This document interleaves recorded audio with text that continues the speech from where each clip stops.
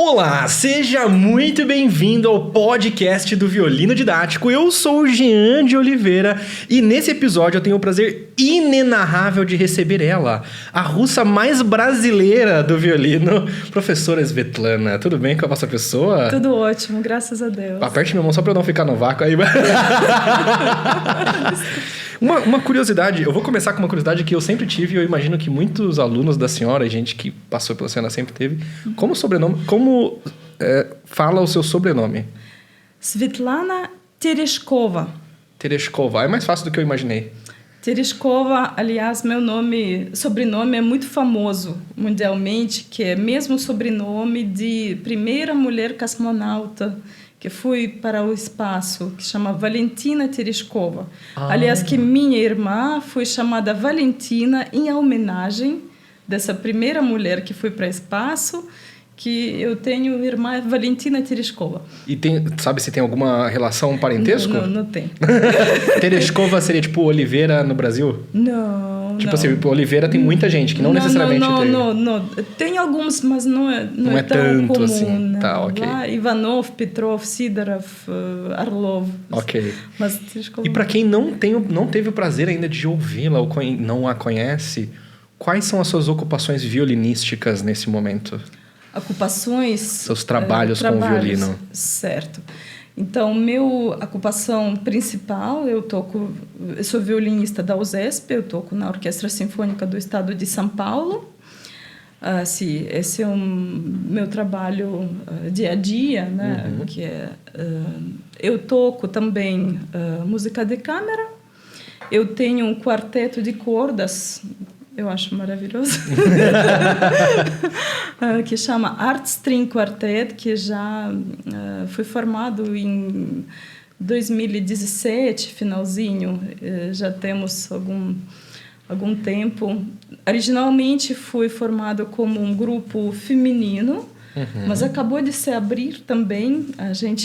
Alguns membros saíram, outros entraram, e a gente tem um grande violoncelista conosco, Kim, que agora está espalhando naipe de violoncelos da USESP. Que Ele legal. é do Dinamarca. Que dinamarquês, um músico maravilhoso, que a gente adora. E a pergunta, assim, que quem a conhece quer saber, e quem está assistindo e está sentindo pelo sotaque quer saber como a senhora veio parar no Brasil. Sim, uma grande história. Eu acho que eu falo que foi um tsunami da vida, onda da vida que me levou aqui. Eu cheguei no final de 2001. No começo de 2001, eu não tinha a mínima ideia que no final eu vou parar aqui no Brasil. Porque foi no final de 2001. Sim, foi totalmente espontâneo, não planejado, vamos dizer. Então, a gente tinha um rapaz, chamava Heitor Lotti, que estudou na Rússia há muito tempo, era brasileiro e a gente tinha amizade. Depois que ele terminou o conservatório, ele saiu, voltou para o Brasil, entrou na USESP. E eu acho que ele gosta muito da Rússia, estava com saudade dos russos, da gente. E começou a fazer propaganda do Brasil. Venham aqui, tem orquestra muito boa, blá, blá, blá. E algumas pessoas que eu conheço já foram.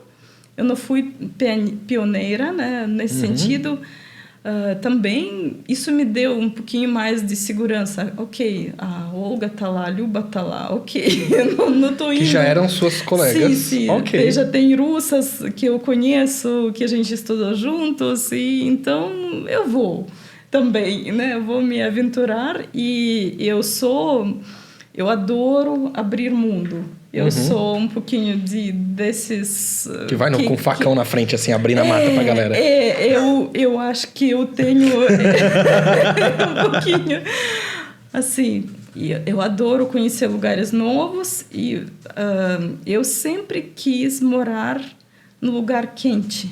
Porque eu sou da Crimeia, crimeana, eu sou acostumada de lugar quente. A Crimeia é quente? Quente. Caramba. Quente, muito quente. É desses lugares que faz tipo 50 graus no verão? Tinha uma cidade na Crimeia, já fiz isso. Essa é uma verdade com gente. Mas minha cidade fazer 40, 45, fácil. Caramba. Então eu acostumei viver nesses lugares. Faz frio também lá, mais frio do que aqui no Brasil, mas menos, não é como em Moscou. Moscou era bem frio para mim, faz menos 40, eu tava lá. E o conservatório era em Moscou? Moscou. O Tchaikovsky? Sim, sim. Bravíssima. Como que é o processo seletivo de um conservatório como o Tchaikovsky? Processo seletivo, então você toca que eles exigem, normalmente escala, um capricho, escala russa completa. O que seria uma escala russa completa? Se você quiser, eu explico. Escala tipo russa. O sistema do flash inteiro? Não. A gente tem, inclusive, eu acho que o mais próximo que alguém chegou a fazer a partitura disso foi Elizabeth Gillies, eu acho. Okay. Mas, na verdade, eu gostaria de fazer, porque eu tinha que ensinar meus alunos assim. A gente recebeu isso à fala. Tradição então, oral. Sim, mais ou menos como que é. E eu acabei passando também para alunos, mas eu não domino algum programa de escrita. Fazer partituras. Ainda. Mas eu gostaria de fazer para pessoas ter isso. Mas é um sistema de ordens de coisas para fazer ou é uma escala que realmente é diferente? Uma escala que é mais completa, que é uma escala de vários... começa... Mas com o conservatório já não começa um por arco, né? Vamos 4, 8, 16, 2 arcos. Alguns muito exigentes até exigiam um 32, arco só de 4 oitavas. 4 oitavas? 4 oitavas, a gente fala. Tipo, tinha que ter muito controle. Então, depois 4 oitavas, para quem é muito iniciante que está iniciando, basicamente é usar o espelho inteiro do violino. Espelho inteiro do violino, exatamente. Domínio total. As 4 cordas. Sim, domínio total do espelho do violino. Então, depois vem arpejos, também 3 ou 4 arpejos muito completos. Então, a gente fazia os de 3. Maior, menor, diminuto. Não, mais do que isso. Ainda tem toda esquema. Caramba! Sim, muito mais. Diminuto e ainda agora... Com sétima aumentada. Isso. Aí depois terminava. Ok. Então, e notas duplas também... terças, sextas, oitavas dedilhadas, décimas. Décimas também com 4, 8, às vezes o máximo, sempre puxa ao máximo técnico. Então, quando eu era criança, ainda nessa escala russa completa, foi exigência de todos os golpes de arco. Aí a gente fazia Viotti, Paganini, tudo que spiccato, staccato, martelé, tudo. E completíssimo. Claro que imagino eu... Em que fase, por exemplo, do aprendizado do violino? Vai virar um papo meio nerd de violino por enquanto, tá, gente? Mas a gente vai chegar nos assuntos mais legais. É porque eu tô curioso. Quando um aluno começa a fazer isso? Não é num nível necessariamente elementar ainda. Escala desde... Eu digo, todo esse esquema. Não, todo esse esquema, sim. Eu diria assim, ela se instala aos poucos, mas iniciante, por exemplo, saiu das cordas soltas, por exemplo, já a partir que aprendeu um pouquinho de primeira posição, já entra a escala. De pelo menos uma oitava e depois 2? Sim. Ok. Então, vai bem gradual, assim. E eu diria até às vezes no final do primeiro ano de iniciação já. Já está fazendo escala de 2 oitavas? Não, se for de primeira posição, sim. Ah, ok. A gente dá para fazer sol. Eu já falei assim, nossa, calma aí. Um ano já fazer todo o esquema. Nossa, eu quero esse esquema. 3 já entra. E então meio que já vai... Claro, vai fazer a escala de 2 oitavas dentro de um nível, de um som elementar e pouco a pouco vai encorpando e melhorando e tudo mais. Afinando mais e tal. nesse momento, tem estudo de repertório também? Porque tem meio que um estereótipo... Sempre anda em paralelo escala, estudos, repertório. Ok. E a partir de certo momento entra também música de câmara e orquestra. Na Rússia, o ensemble, a orquestra, começa um pouquinho mais tarde do que no Brasil, comum. Uhum. Que eu acho o método... pensa o seguinte, domina a sua parte um pouquinho mais antes que você entra no grupo que vai te atrapalhar. Entendeu? E atrapalhar, me corrija se eu estiver errado, professora. Quando eu às vezes eu desencorajo alguns alunos a tocar em grupo muito cedo. Por quê? Quando você está começando, sua preocupação maior é o seu corpo com o instrumento, o som que você está tirando. Sim. Quando você está tocando em grupo, essas são as menores das preocupações que você está tendo. E aí a postura, o som vai para qualquer coisa. Perde domínio um pouquinho. Ele perde domínio porque ele tem que cuidar mais complexidade e isso atrapalha estabilização de hábitos individual. Técnicos certos. Na escola russa, o que mais a escola russa zela é de estabilizar a postura e liberdade técnica exige muito. Por exemplo, se você no colégio entrar com problemas posturais, eles vão te pôr 1 ano só para resolver isso. Só para resolver isso. Você não vai fazer música de câmara, ensemble, certos repertórios, até que você enretar. Porque... Nossa, que maravilhoso isso. Você vai ficar 1 ano só trabalhando postura até enretar. E aí sim você vai fazer as outras coisas. Olha o quão importante é a postura. Eu acho que eu gostava de fazer um paralelo para meus alunos de um pensamento arquitetônico que eu chamava. Por exemplo, quando você precisa construir um prédio, se seu fundamento é muito sólido e reto, você pode construir arranha-céu lá para cima que ele não vai cair, porque ele é estável. Uhum. E se seu base está torto, a partir de algum andar vai cair. Então, alguma técnica vai cair. Você pode até continuar se desenvolvendo até certo ponto. Sim. Até que vai precisar de algo... Você vai se virando, mas a partir de certo repertório, isso vai gritar. Isso vai te prejudicar. Não tem jeito. Então, por isso, sempre muito importante não só tocar corretamente na nossa bioengenharia, biomecânica. A gente tem que entender como funciona o nosso corpo, como que ele melhor adaptado ao violino. Claro, sempre tem uma margem individual. Uhum. Claro que tem. E, por exemplo, isso não elimina que tem grandes violinistas, inclusive solistas, que tocam diferente. Ou como alguma coisa que a gente até quase diria assim, não, isso está errado. Para a maioria das pessoas. Para a maioria. Mas, a partir de certo momento, quando você entra no, vamos dizer, nível master, que eu chamaria... Uhum. A crítica acaba. A partir do momento que a pessoa está conseguindo fazer música bem, daquele jeito... Aí, você faz. Também tem isso, Tem uma frase que eu falo para os meus alunos, que é porque às vezes, não necessariamente os alunos falam isso pra gente, mas eles pensam, mas porque o fulano toca assim, porque não sei quem toca assim. Mas ele toca bem assim. Claro. E eu uso essa frase que é, mas a exceção, ela é o exemplo do burro. Porque assim, o que é mais inteligente? Você fazer da forma como funciona para a maioria das pessoas ou da forma que funciona para aquela pessoa que você está apontando? O mais inteligente é você fazer como funciona para a maioria das pessoas. Eu acho que o ser humano é muito individual. Todos somos únicos e diferentes. Uhum. E eu acho que tem certa base, certos princípios...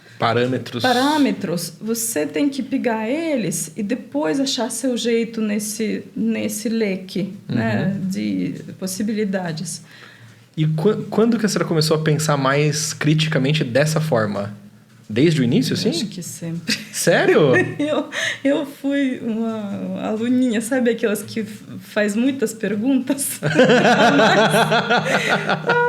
Algumas pessoas gostavam, algumas dos meus professores gostavam, valorizavam isso, outros irritavam, porque eles não são desse jeito, né?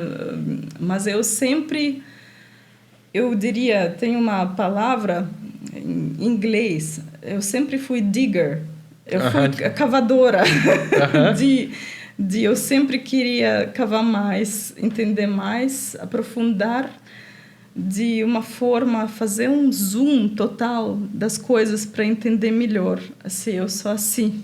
Que maravilhoso. Assim.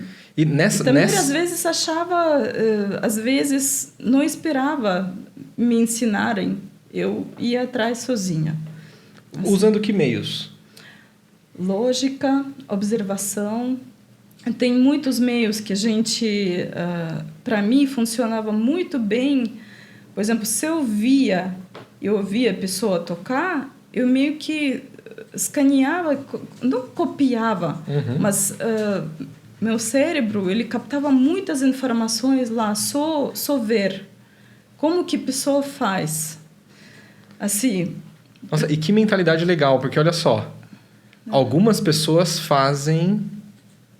A senhora falou, olhava para escanear no sentido de cavar e de aprender. Sim, sim. Observação. Muitos colegas, às vezes, escanear todo mundo escaneia, mas normalmente é para... Ah, é lá. Ai, não, esse aqui tá... Aí, tava baixo. E não sei o quê. Sim, que é coisa de... Sei lá, sim. Não é exatamente o melhor caminho. É melhor... Pô, o que as pessoas estão fazendo bem que eu posso fazer? Sempre tem dois lados. Exatamente. E a gente pode aprender com as duas. O que fazer e o que não fazer. Exatamente. tem que... Eu acho que a gente precisa sempre deixar a cabeça aberta para tudo. Ninguém é perfeito. Assim, e captar o melhor que... Com todo mundo a gente consegue aprender. Inclusive o que não fazer. Inclusive, às vezes até, de repente, alguém não tinha bom dia na apresentação. Tem excelentes violinistas que têm apresentações terríveis. Sim. E acontece, é normal, são humanos. Nenhuma apresentação, porque é live, porque é ser humano, igual a outra. Nenhuma. Todos são diferentes, mesmo com os mais estáveis solistas possíveis. Teve alguma situação de apresentação que para a senhora foi terrível? Sua, tocando? Minha tocando. Eu acho que o mais... eu diria que o mais terrível que eu me senti, e eu acho que até toquei, porque eu peguei uma barra pisada. Eu gosto de desafios técnicos e em geral. Assim, e eu peguei quarto capricho de Ernst. E o meu professor me olhou assim, ela vai se quebrar. E, de fato, me quebrei, mas eu me livrei muito tecnicamente. Ele é tudo interposicional, tudo no esticamento com extensões encolhimentos terríveis. Assim, bem difícil esse capricho. Foi para mim, eu acho que uma das coisas que eu mais sofri até para conseguir tocar, né? Acaba usando como sprint técnico, na verdade, né? Sim. Mas mesmo assim, eu considero que eu não toquei ele bem, assim que eu gostaria, mas eu cresci muito nele. Que legal. Cresci muito nele. Então, valeu a pena. Isso foi para uma ocasião específica? Foi para Não, porque até voltando que você o que precisa fazer para entrar. Então, entrada é uma escala, um capricho e um repertório, um concerto. É um capricho, no caso, de qualquer um dos grandes estudos. Paganini, Wieniawski. No nível, vamos dizer, universitário, já é mais Paganini, mais de grande porte. Tá. Antes, estudos, Sedont, Kreisler, Kreutzer, desculpa, confundo em português. E, por exemplo, isso já com Ernst já aconteceu já estava com quase, não sei, 20 anos, ou seja, já estava mais para frente os repertórios, né? Então, Foi mais ou menos isso. E a apresentação que a senhora saiu assim, toquei pra caramba. Você vê a plateia assim, aqueles violinistas que sentam ali na frente, todo mundo assim, ó. Lá nos anos de estudantis ou em geral? Em geral. Em geral. Eu sei que teve, se eu não me engano, um Isaí que a galera ficou bem impressionada, que eu fiquei sabendo. Ficou. Eu acho que eu consegui, para mim, até a gente pode falar nisso, que o que é mais importante para mim no performance, no momento de performance, para mim mais importante entrar, como eu chamo, na onda certa. Entrar no estado... No flow. No flow mental, emocional, espiritual, poderíamos dizer, certo. Entrar nesse... Atingir essa onda que eu deveria para tocar, que eu transmito uma artistry, né? Então, de uma forma fluente, não é artificial, não é quando eu não é tenho preocupado. Que tocar. Sim. Eu acho que esse foi o momento que eu consegui entrar legal nesse momento. Por isso fluiu música, fluiu bem. Apesar que eu não acho que eu toquei tecnicamente perfeito fora disso.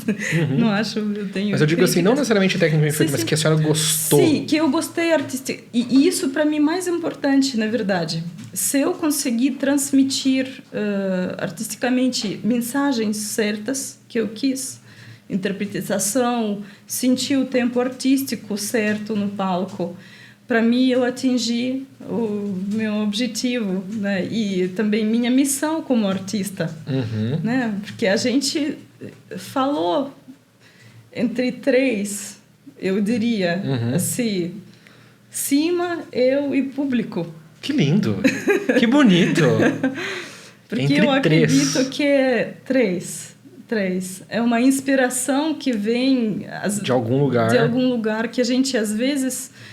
A gente não domina esse campo totalmente, mas às vezes que mais você amadurece nesse sentido, mais você consegue entrar nesse estado. E aí, diferentes credos podem ver de diferentes formas. Tem gente que Sim. Que vem do céu, de Deus, ou vem... Inner self. Sim. Cada do ambiente. Sim. Da energia, enfim. Sim. Isso isso totalmente aberto para mim, muito individual. Mas eu acho importante alcançar algo, o seu alto. Alcançar o seu alto. Seu alto, E aquele momento, sim, eu gostei como deu certo. Todo mundo que eu conversei gostou também. Infelizmente eu não estava lá, mas assim... Dificilmente as pessoas conversam comigo sobre recitais ou concertos específicos, assim, é mais coisa geral. Quando chega falando de alguma coisa, normalmente é porque alguma coisa foi muito acima da média. Ou muito abaixo. Mas nesse caso foi muito acima. Aliás, que depois, por exemplo, eu toquei sonata logo em seguida no Festival de Campos de Jordão, mesma sonata. Eu já não gostei, eu achei que eu não consegui, mesmo que pessoas gostaram, eu não gostei meu estado, eu não consegui, sei lá, o público estava muito perto, talvez atrapalhei. Como que a senhora lida, por exemplo, de tocar, as pessoas gostarem, mas a senhora não? Como que eu lido? Eu continuo não gostando. Mas eu digo assim, a pessoa vem toda agradecida, professor Svetlana, que legal, maravilhoso. eu faço diplomacia. Assim, legal, muito obrigada. Mas dentro, impossível de eles me convencerem. Se eu não gostasse como eu toquei, não gostei. Não tenho o que fazer. Eu tenho que tocar de novo e fazer como eu gostaria. Assim. Esse é um equilíbrio que eu sinto, especialmente alunos... Quando chega no nível da senhora ou num nível muito avançado, as pessoas aprendem a lidar com esse tipo de sentimento. Quando a pessoa é muito iniciante, ela absolutamente não consegue lidar com esse sentimento. De ela não gostar, de raramente gostar do que está fazendo, e a maioria acaba desistindo porque não está gostando do que está fazendo. Aí que tem um foguinho lá que sustenta e consegue te levar através desse rio daqueles, sabe, dos rio, o vale da sobrevivência. Sim. Esse rio turbulento é amor por música. Se você não tem esse profundo amor por música, você pode se afundar. Porque, assim, eu não sei a senhora, mas para mim, pelo menos, enquanto minha mão funcionava e eu conseguia tocar decentemente, a minoria das apresentações eu gostava. Pior que isso, normal.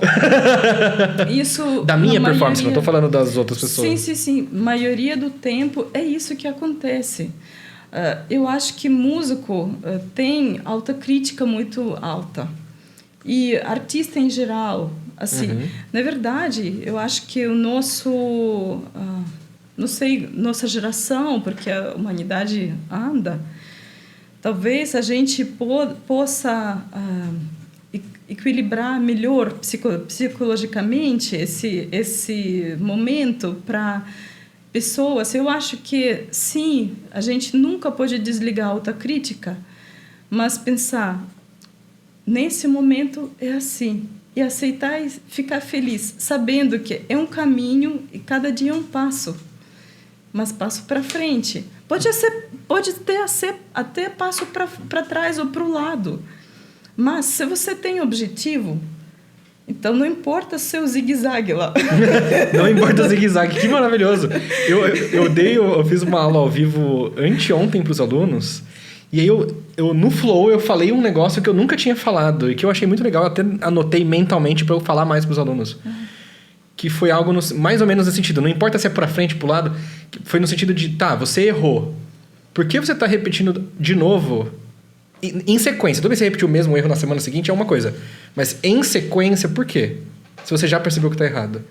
E não estou falando para você acertar, mas pelo menos erre coisas diferentes. Erre para lados diferentes. Só que ser humano é assim. A gente normalmente, infelizmente, erra várias vezes. Até tomar alguma atitude. Sim, a conscientizar. E, na verdade, nossa capacidade de conscientizar para ir e essa capacidade de mudança, aliás, que isso eu acho... Que não é nem mudar pro certo ainda, só tá falando de fazer alguma coisa. Sim, exatamente. Sim. Eu acho que esse é um trigger, não sei, esse é uma alavanca que quanto mais aluno tem, mais ele progride. E, na verdade, precisamos aprender de aprender. E aprender de ensinar, que é muito individual também. Tem que falar da língua da pessoa que do jeito que vai aterrizar melhor. Sim, que tem que perceber porque todos nós aprendemos de formas diferentes. Para alguns precisa verbalmente explicar, para outros mostrar já basta, para outros pode ser híbrido, para outros tem que ser meio científico. Cada um é um universo. Então, eu acho que o talento pedagógico é justo sentir pessoa e conseguir falar a linguagem na qual ela aprende. E os seus professores, normalmente, eles eram como? São muito, muito diferentes, completamente diferentes um do outro, que eu acho também muito bom. Experimentar ambientes diferentes de aprendizado. Bom aprender com várias pessoas, justo por isso que eles... Ao mesmo tempo, gente. Se você está no nível mais avançado, sim, mas assim, se você é iniciante, um professor de cada vez. Você concordo, senão a sua cabeça vai dar nó.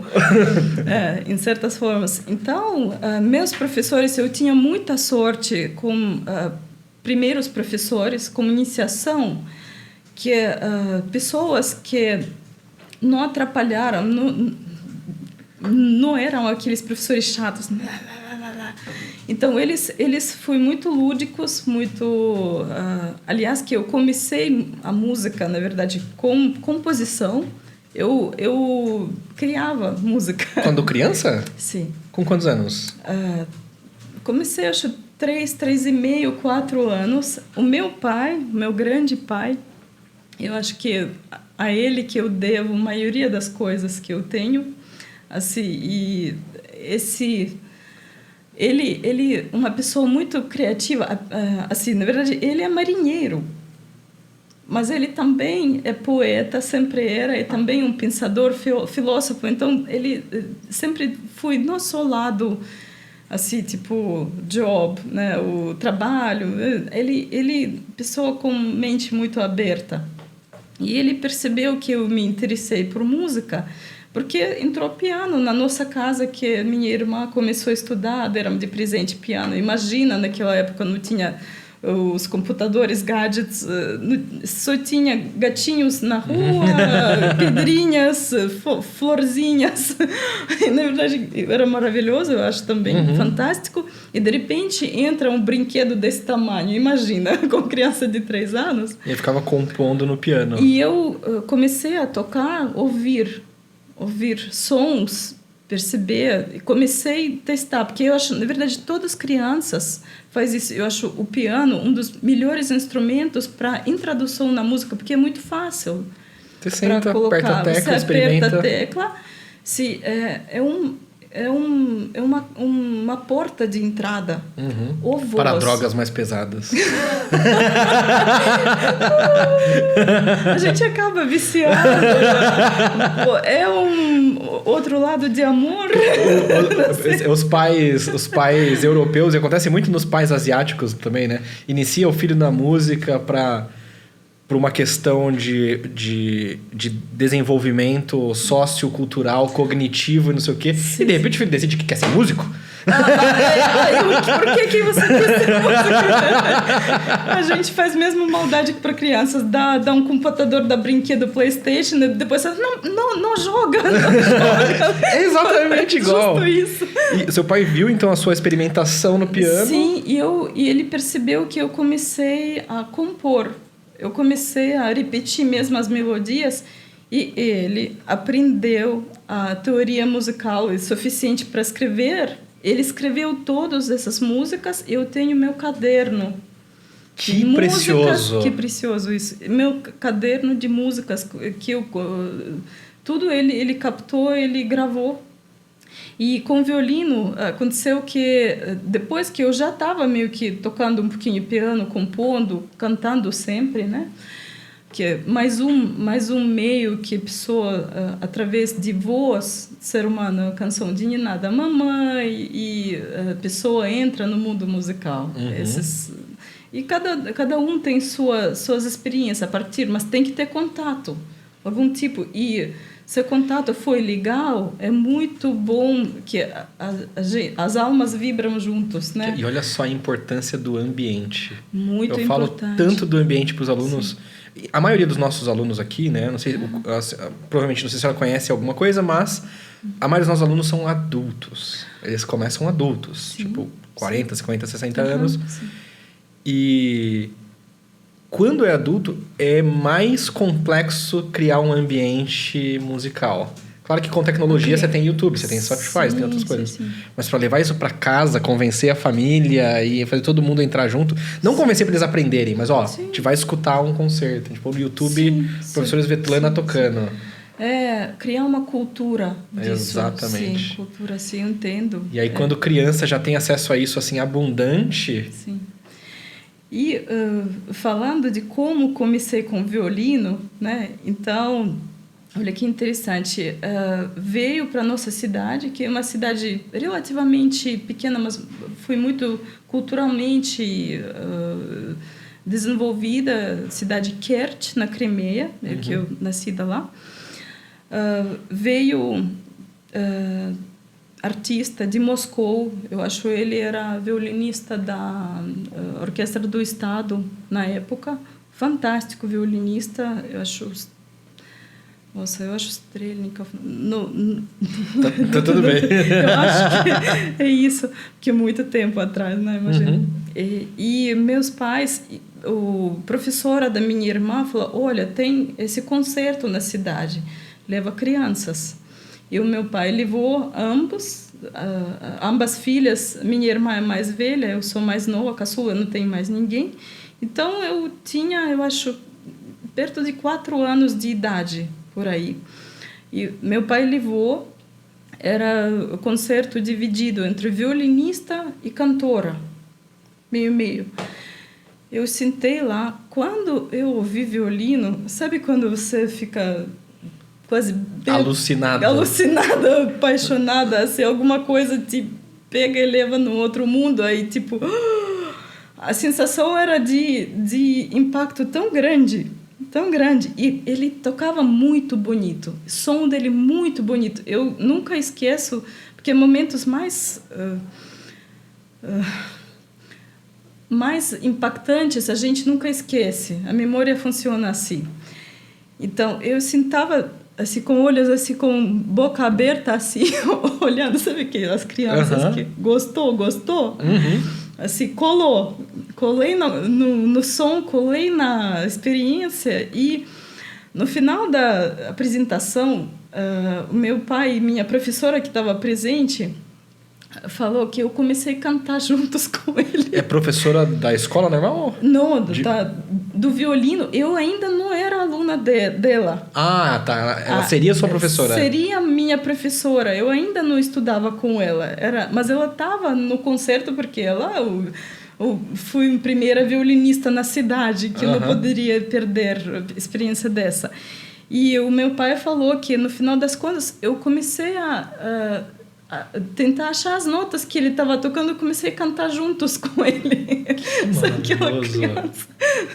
No concerto, aí o concerto acontecendo e a criança cantando junto com o violinista. Não, mas baixinho, sem atrapalhar. Assim. Cantarolando. Minha voz sempre foi muito aguda. Na verdade, eu sou soprano alto. No final das contas, eu até fiz curso de canto. Sempre cantei na minha vida, mas violino, às vezes... pegava tanto tempo que eu, assim, levava tudo de mim. Então, depois do concerto, o que eu fiz? Eu fui direto no ponto, mas no meu pensamento infantil, quem que manda que recebe o ingresso, certo? Eu fui para a tia que estava verificando o ingresso para entrar. Falei, tia, quanto custa esse violino? Eu já fui direto no ponto. E ela, eu quero comprar esse violino. Porque o som com certeza era do violino. Eu já fui bem assim, eu quero comprar esse violino, por favor. Antes até de falar com meu pai. Assim, eles deram tanta risada. Foi com o porquinho debaixo do braço, né? Pra quebrar o porquinho ali. Eu não sei o que eu estava pensando na época. Mas eu entendia já o suficiente que é dinheiro que paga. Então, aí eu fui e falei pro pai, eu quero tocar violino, eu quero tocar esse instrumento que ele tocou, eu quero... E ele me deu autógrafo depois, esse violinista, eu lembro até, eu acho que tem assinatura... Eu acho que eu criei minha assinatura agora. Baseada na dele. Pouquinho, assim... Caramba! Tinha uma impressão que uma coisa assim.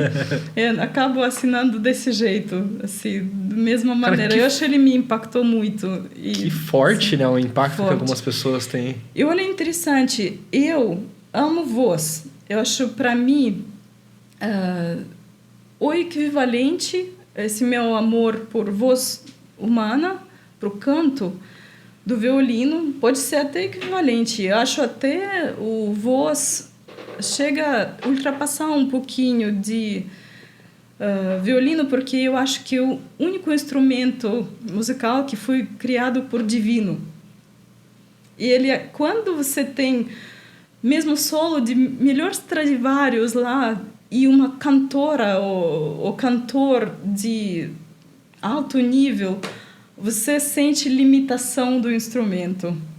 Eu senti isso, eu tinha algumas experiências. Gente, mesmo o som mais bonito que você consegue tirar no violino, no bom violino, não chega à altura de...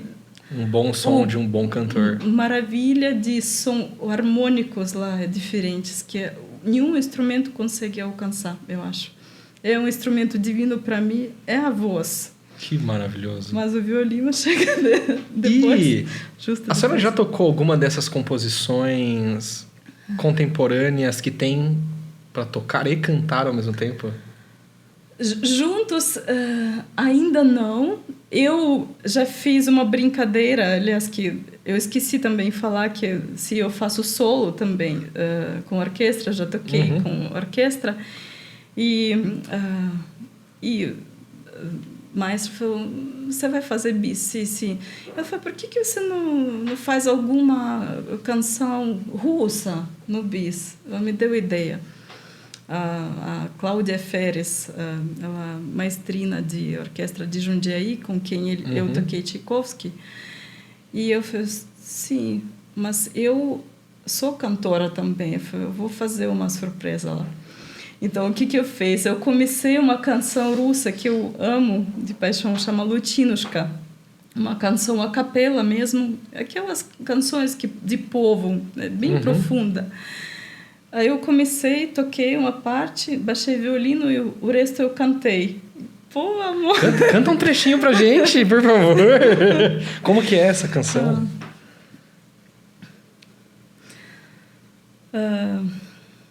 Deixa eu pensar. Lutina, moja Lutinushka,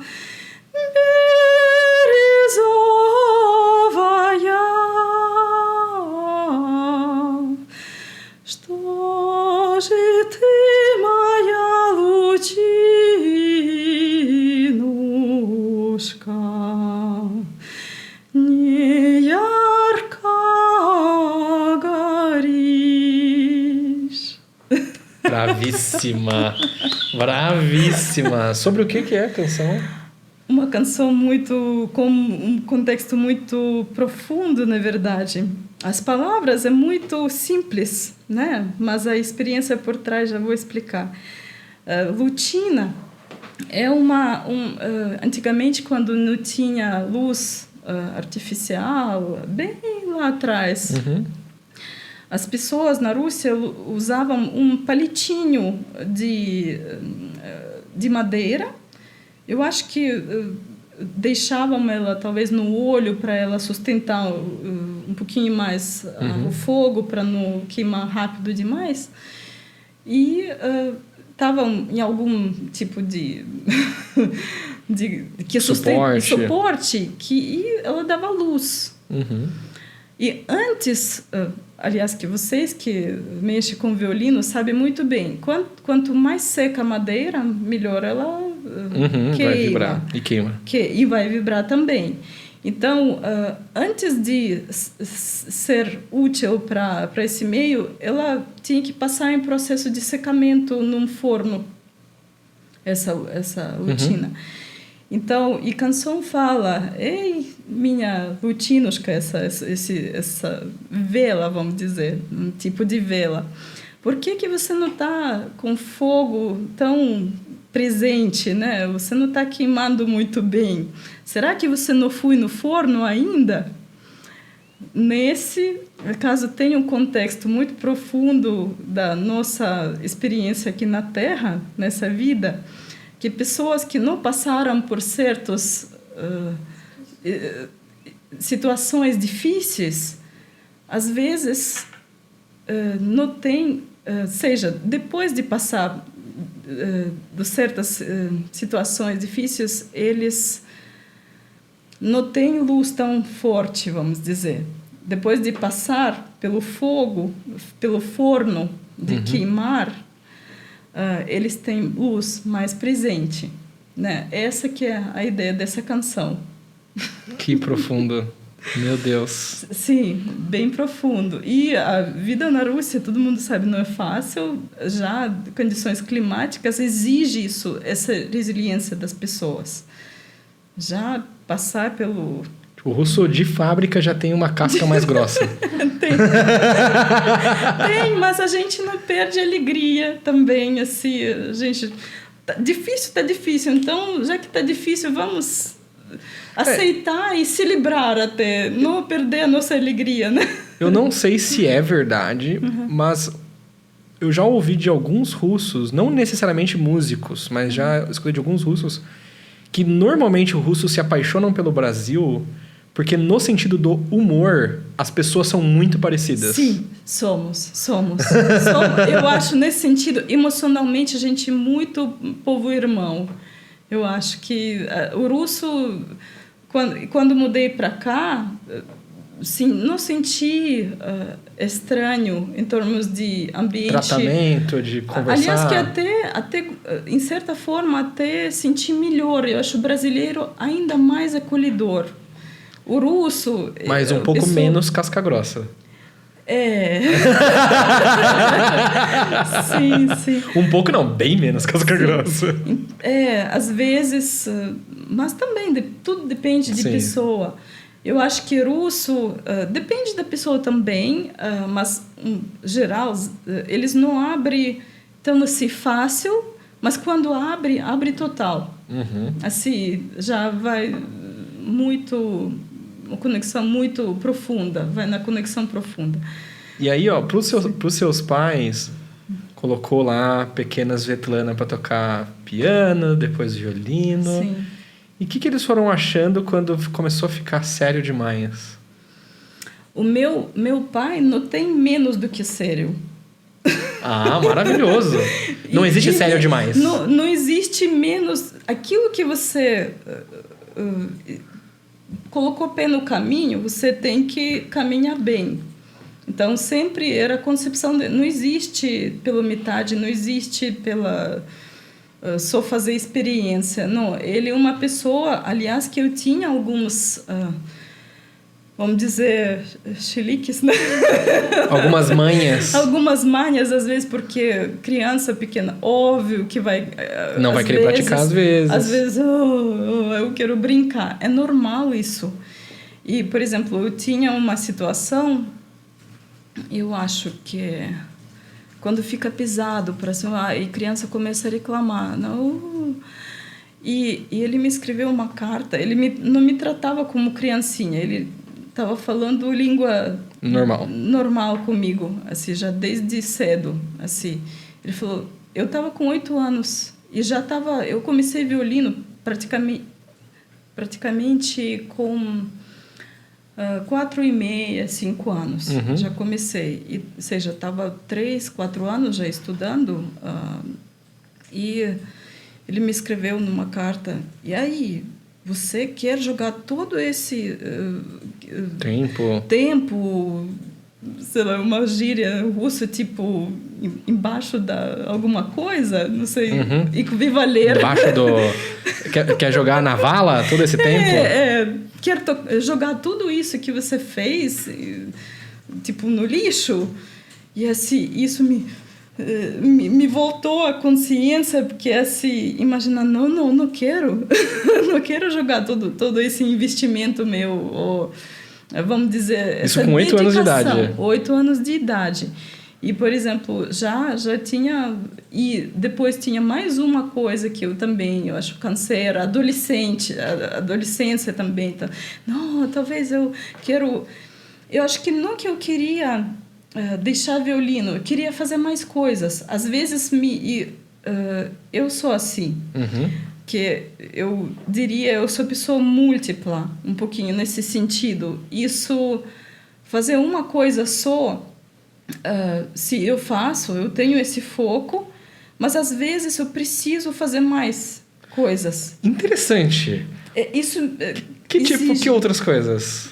Então, eu faço o canto deles, mas também eu estava praticando quando eu era criança, e o canto foi meio que pulado. Uhum. Às vezes eu ia e voltava a ele, e no final das contas também. O passo maior, mas ele sempre presente. Eu também, já há 20 anos, sou joalheira. Eu faço joalheria. Que legal! Então, que também piscou esse mundo para mim, que muito interessante. Quando eu comecei a fazer joalheria, que na verdade como hobby, começou como hobby para me distrair naquela época, posso falar, a atmosfera estava meio pesada, com John Nashling. Ele, assim, eu respeito muito, admiro muito essa pessoa, mas eu acho que tanto estresse que ele passou, acabou pisando até nele, talvez, eu não sei o que aconteceu, mas ele começou a criar atmosferas muito pesadas na orquestra. Você ia lá, eu não sei se você leva xingo, se você vai ser demitido. Estava difícil. Eu falei, nossa, eu preciso desviar minha criatividade para alguma outra forma, para me compensar, para ficar bem.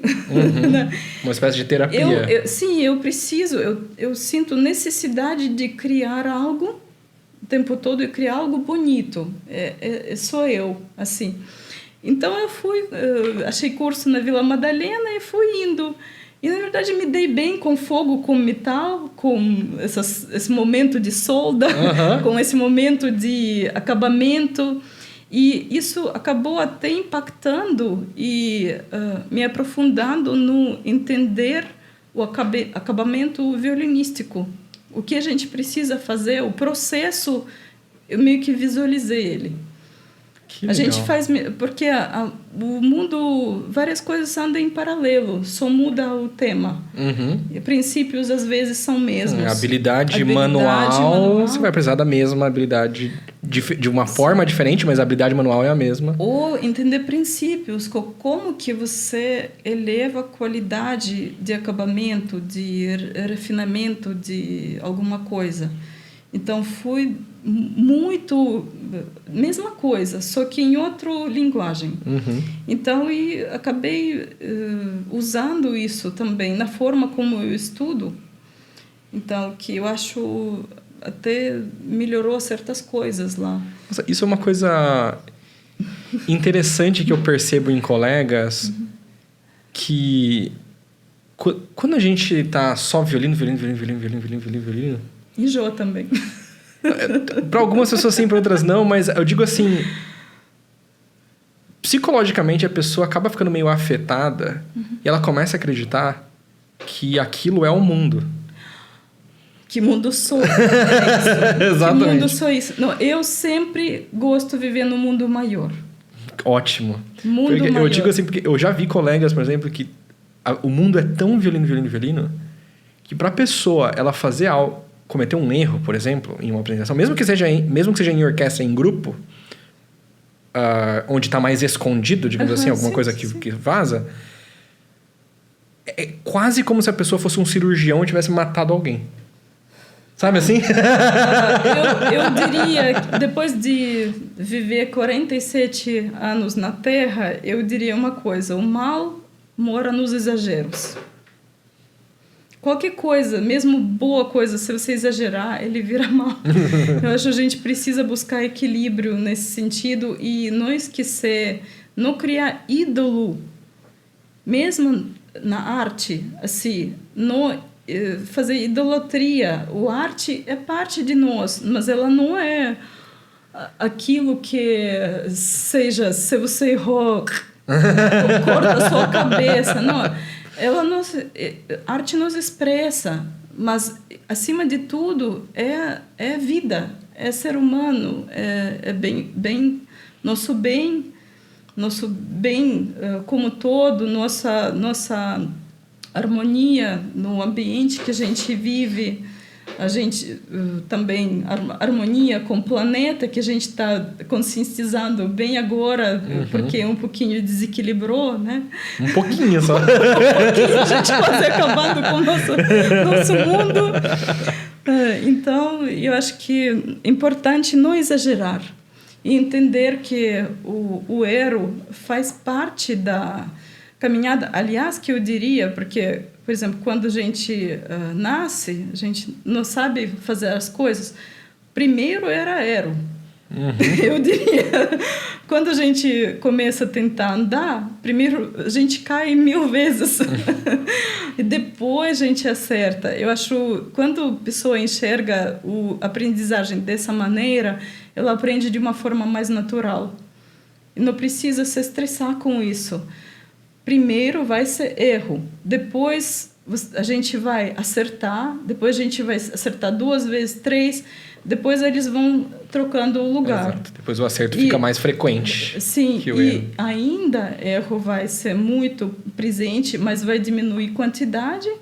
E os grandes solistas, eu acho, não lembro quem falou que esse pensamento, que normalmente pessoas estudam até acertar. Os solistas estudam para até não errar.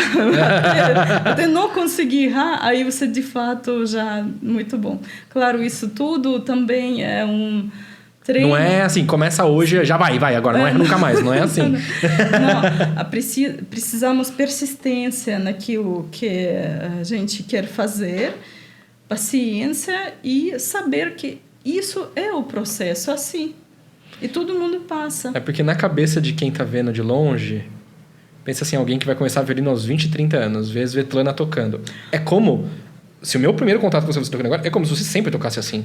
Não. E nunca errou. Nunca errou. Não, é sempre perfeito, claro sempre não. maravilhoso. Claro que não. Depois só muda como que pessoa. Tem pessoas que têm... todas as pessoas andam. Velocidades são diferentes. E se a gente tem, para algumas coisas, a gente tem umas habilidades mais desenvolvidas, mais nativas. O que só faz com que você ande mais rápido, mas todo mundo pode percorrer o mesmo caminho. Sim. Eu, por exemplo, já vi que pessoas que não tinham muita habilidade no começo já percorreram e criaram isso. Uhum. Às vezes tem habilidades quase até genéticas. A gente herda as coisas, por exemplo, tem alguma habilidade nisso ou naquilo, né? E isso, assim, é legal, porque algumas pessoas, elas usam isso como justificativa para outras pessoas nunca tocarem violino. Não adianta, porque você tem que ter o dom. Isso é só assim. Nós não somos hipócritas de falar, não existe talento, não existe... Existe. Claro que existe. O talento, dom, como você quiser chamar, ele é uma velocidade maior para fazer a mesma tarefa. Exatamente. A única diferença de quem tem mais ou menos ou nada, se você quiser chamar disso, nada, eu não acredito que alguém tenha nada de talento. Não, eu acredito. Não, eu absolutamente certa que cada pessoa tem talento, só precisa achar. E para mim a fórmula é certa, que algo que você gosta de fazer e que você aguenta fazer por muito tempo. Sim. E que você tem facilidade meio que de fazer. Quando caso esses, pelo menos... Mas também você diz, certo, sempre tem 3. Tem gente, por exemplo, que não tem a facilidade. Sim, mas tem persistência. Mas investe o tempo. Sim. E eu vou falar um negócio. Eu já vi... sucesso isso, Eu toco violino há menos tempo que a senhora. Eu toco desde 99. Quando você estava chegando no Brasil, praticamente. Quase. E eu já vi pessoas que iniciaram perto da minha iniciação que tinham absolutamente nenhuma facilidade e hoje estão nas principais orquestras. Sim. Porque deram o tempo que precisava. Deram tempo, se investiram... todas as suas habilidades, mentes, então, e deu certo. E também já vi outras pessoas talentosos com facilidade, mas não tinha persistência e não deu em muita coisa, não. E é até mais comum do que a gente gostaria, inclusive, né? Sim. Porque, assim, brincadeira à parte, eu acho algumas pessoas talentosas, assim, só para equilibrar, para ser justo, na pacote vem preguiça. Agora, junto com o talento. Se não tem talento e tem preguiça, resolva isso aí, porque aí não vai dar. Mas às vezes não tem muito talento, mas não vem preguiça, então vem persistência e amor também. E quando a pessoa vem à vontade, mas não vem talento e vem preguiça junto? Aí de chorar. Aí vai assistir concerto, né? Aí vai... Mas tem que ter amor por música, pelo menos. Né? Exatamente. E como foi falar pros amigos, família... Gente, tô indo pro Brasil. Eu acho que, assim...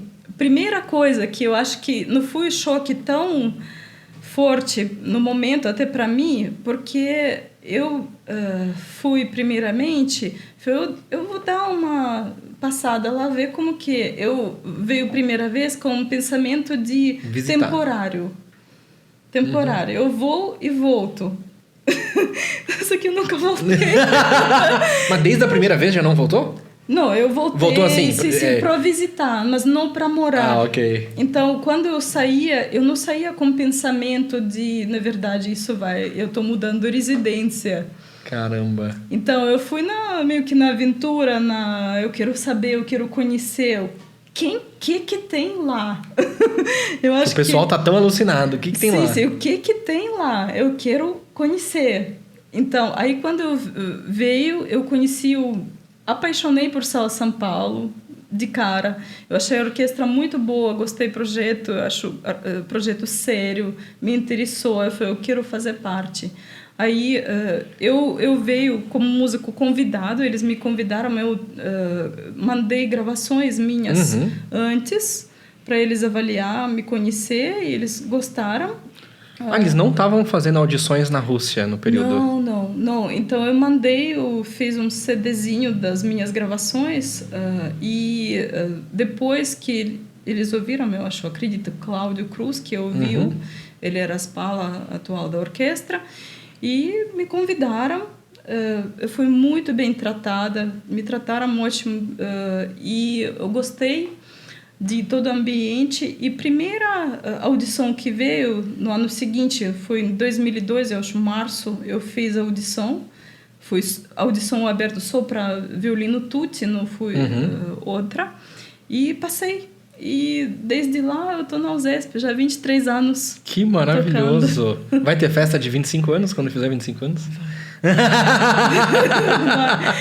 Eu acho que vou celebrar no que vem também esse equilíbrio entre dois mundos, sim, brasileiro e russo. Porque a senhora chegou com que idade? 24 anos. E ano que vem faz 24 anos no Brasil. Sim, eu acho que vou celebrar dia 13 de outubro, data que eu cheguei. Que maravilhoso! E foi muito interessante que, assim, quem acredita nessas coisas, certo que algo por aí tem. Antes de vir para o Brasil, e antes que eu até pisei, eu nunca voei de avião. Por exemplo, alguns anos, não sei se eu tinha 18 anos ou 19 anos, eu tinha sonhei, assim, quando a gente dorme, né? Porque sonho e sonho no Brasil é confuso. Eu sonhei que eu estou voando de avião e só tem água, tem oceano embaixo. Eu estou vendo isso. E, de repente, aparece uma terra muito linda na vista. Quando eu fui para o Brasil, me fizeram voo diurno, porque normalmente voo é noturno. A gente dorme e não vê nada. Só depois chegou. Então, e eu estava olhando. Estava justo isso. Eu vi um oceano. E depois apareceu a costa nordestina do Brasil. Coisa mais linda que eu já vi. E de repente eu entendi. Eu lembrei esse sonho. Eu falei, gente, esse sonho foi futurístico. Não sei como chama isso. Foi uma revelação. Uma revelação do meu futuro. E aí, quando chegou, basicamente, você já sentiu, ixi, eu acho que é aqui. Me pareceu que eu cheguei no paraíso, né? Passarinhos cantando. Eu acho que eu gosto clima tropical. Eu gosto muito, eu acho esse é o meu ambiente, né? Eu sou desse tipo de florzinha, que gosta de orquídeas. A senhora tem bastante florzinhas em casa? Nossa, eu sou viciada em flores. A nossa produção aqui também, ó. Sim. A gente... Muitas orquídeas. Um dos motivos da gente mudar pra essa casa, a gente tá aqui vamos fazer 3 meses. Olha. Foi por causa do matinho na frente, que dá pra fazer jardim, tem árvore. Olha, eu adoraria de morar numa casa, mas assim, eu preciso morar perto do trabalho. Então é difícil. Arrumar uma casa com jardim tá um pouquinho difícil. Mas quando a senhora quiser respirar áreas diferentes, se quiser trazer os alunos para fazer um final de semana aqui, pode trazer, tá? Tô falando sério. A gente mostra a sala lá de baixo. A gente tem que mostrar. Embaixo da casa, embaixo da porta de vidro, é um acesso a uma outra Olha que lindo. Era uma sala de aula, enfim. Sim. A gente recebeu no início do mês passado, acho que foi, o professor Paulo Bozizio, e ele deu umas masterclasses aqui para conhecidos, para alguns amigos nossos. Que legal. Foi bem legal. Eu adoro mexer com a terra. Assim, eu gosto de plantar, colocar a mão na terra, plantar as coisas. Porque a gente tinha jardim na Crimeia, jardim maravilhoso, cheio de pêssegos, cerejeiros, uvas, nozes, maravilhoso. Eu vivia nesse ambiente e desde criança eu estou em contato com a terra. Eu acho também, meu pai me ensinou tudo isso. E sempre busco isso. Qual era a formação do pai da senhora? Ele dirige navios. Ah, sim. Marinheiro. Okay. Tá, ok. Você comentou, eu lembrei agora. Eu não sei como certo falar. Navigação marinheira. Tem um nome... mas é a pessoa que pilota o navio, basicamente. Sim, o barco. Pilota e ele... Capitão. Capitão, é esse o nome aqui. Capitão de navegação, algo assim. Que legal. E uma pessoa de super cultura. Sim, mesmo de origem muito simples, de um vilarejo na Sibéria. Aliás, que olha interessante, o meu pai, acho que talvez a gente tenha algum dom assim, ele nunca viu o mar. E na Sibéria, naquele lugar totalmente assim, taigá, assim, com ursos, eles caçavam, não saía sem arma pela floresta. E ele sonhou com o mar. Ele viu o mar no sonho. Desde aí, ele traçou toda a sua vida e chegou no mar. Ele morou no mar. Eu nasci no mar. Praticamente. E minha vida foi infância maravilhosa. Eu não queria, eu não gostava de ir para jardim de crianças, de jeito nenhum. Eu fugia daí. Assim, eu não me encaixava. Assim, eu preferia natureza, gatinhos, alguma coisa assim. Eu não gostava de briga. Criança sempre brigava pelo brinquedo, alguma coisa. Gente, eu tô fora. tô fora. Briguem vocês aí. Não, briguem eu quero vocês. gatinho aqui. Eu não quero esse brinquedo. Eu quero... me deixa em paz. Eu quero ficar com flores, sozinha, pode ser. Ou na boa companhia. Não entrava na briga. Então, eu fugia daí. O meu pai, sabendo isso, ele me deixava... Ele trazia junto no emprego dele. Ele, no momento... Era capitão de... não sei como fazer... Ele coordenava quando o grande navio entrava, porque eu tinha que puxar. Okay. Então, ele coordenava essas coisas. Infância toda, eu pulava, pulava de navio para navio, ou ele me deixava pescar como um cara que era tipo o guarda da costeira, onde eu lá pescava lá, ou desenhava lá. Então, eu... passei a infância, a maioria do tempo. Eu também ia no jardim da infância, mas também no mínimo que eu poderia. Mas eu exigia isso. A história do piano, por exemplo, para sua irmã, como que surgiu isso? Porque meus avós deram piano de presente para ela. Okay. Eu acho com intenção para ela tocar. Mas, na verdade, ela tocou, mas não vibrou com ela.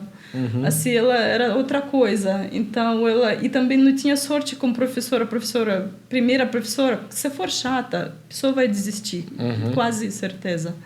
Então, infelizmente, no caso dela, ela não tinha essa sorte. Mas também, eu acho, não tinha muita vocação. Não ressoava nela. Sim, porque senão não daria professora, né? Então, e ela, na verdade, fui depois por outros caminhos. Ela agora é designer gráfico. Também tinha criatividade, mas mais no visual. Que legal. Mas... E a senhora ainda é professora na EMESP? Infelizmente saí já, porque ficou muito pesada a jornada juntos. OSESP, EMESP, todas as atividades. Sim. Começou a afetar a minha saúde, eu tenho que escolher. E como foi esse período dando aulas, não necessariamente na EMESP, né? Desde quando você começou a dar aulas de violino? Na verdade, já tinha experiência antes, até na Rússia. Eu, na verdade, sempre gostei de dar aula. Assim, eu gosto de ensinar a pessoa. Mas, assim, oficialmente, assim, como professora, meu emprego é da EMESP, antes fui só uns alunos particulares e tal. Aliás, que fui festival, eu dei aula em um festival em Unicinos, antes de ser professora da EMESP, e deu muito certo. Lá, eu não lembro o ano, mas eu dei aula por 12 anos. Entrei, ainda não era a EMESP, era o ELM, né? E depois, em 2 anos, eles mudaram. Assim, foi maravilhoso, eu sempre conectei muito com alunos, assim, sempre amei todos eles, e depois fui desenvolvendo, até depois passei a dar aula de música de câmara, que gostei legal. muito, eu coordenava até grupos maiores, dá sempre muito trabalho de juntar pessoas, mas eu gostava muito da minha turma. A gente bagunçava muito, assim, em termos de boa formação. De experimentar, de fazer. E eu acho que uma das coisas mais importantes para a pessoa aprender é criar a atmosfera certa para ela. Que, na verdade, meus professores criaram para mim. Eu simplesmente estou passando para frente aquilo que eu sei que dá certo. Então, quando você cria a atmosfera... não é muito rígida, nem muito solta, equilibrada, criativa, que a pessoa não se sente burocrata, que tem que fazer esse repertório desse jeito, né? Não, você é artista, você é criativo, você se descobre a partir da música, você se expressa, você também ter boa atmosfera entre as pessoas, que aí tudo floresce. Tudo floresce. Nesse tempo dando aula lá, como se a gente não tivesse conversado isso antes, qual foi uma das coisas mais diferentes que a senhora viu? Ou não sei se foi lá, na verdade, né? Mais diferente, eu acho que me deixou em estado de... Peraí, como que é? Foi uma experiência que meu marido, que ele é trombonista baixo americano, chama Darren Coleman Milling, ele, um tempo também dava aula na EMESP, depois ele saiu e dava curso que chamava Mac Auditions. Esse curso estava ensinando pessoas a fazer audições, concursos para entrar na orquestra, na universidade, qualquer coisa. Então, todos os vários tipos de instrumentos, não só de metais que ele estava... Então, se inscrevia e tocava, e ele falava, tem que ser assim, como que você prepara, como você se condiciona para fazer a boa audição, e você toca lá. E uma vez ele chega em casa e falou, você sabe, eu preciso da sua ajuda. Eu quero que você, por favor, vem numa das encontros. Eu preciso que você veja, tem um violinista que está tocando bem, mas alguma coisa está errada e eu não consigo entender o que está errado. Eu não consigo. Eu falei, tudo bem, eu fiquei curiosa. Já vi tudo na vida, o que pode ser?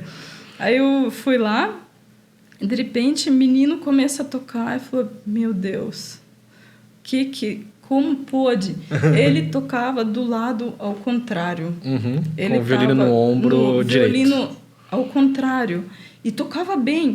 Eu falei, não, como que isso aconteceu? Por quê? Ele tocou, aí eu comecei a conhecer ele. Eu falei, como que aconteceu que você está tocando do outro lado? Ele falou que ele começou a estudar com um saxofonista. Sempre o saxofone. Aqui esse podcast é famoso porque a gente fala mal do saxofonista. Tô brincando, a gente ama vocês. Mas, assim, isso, para mim, assim, vocês têm que entender choque cultural aqui. Porque isso... Você já tinha visto? Não, mas impossível na Rússia, na cabeça russa, como que começou violino com outro instrumento? Não entendo. Mas aqui... na aula, como você foi aprender violino com alguém que toca saxofone? Sim, como que você começou instrumento com cara que não toca esse instrumento? Assim, foi meio choque para mim, mas eu entendo, convivendo aqui muito tempo. Às vezes isso acontece. Acontece, e às vezes... Essa é a regra, na verdade. Sim, a exceção sim. é quando você vai fazer aula na iniciação com alguém que toca instrumento. Então, e o cara errou o lado.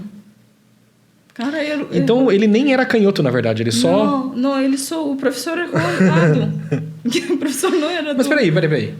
A corda sol estava no ângulo mais baixo? Eles adaptaram o violino, mas ele colocou para lá.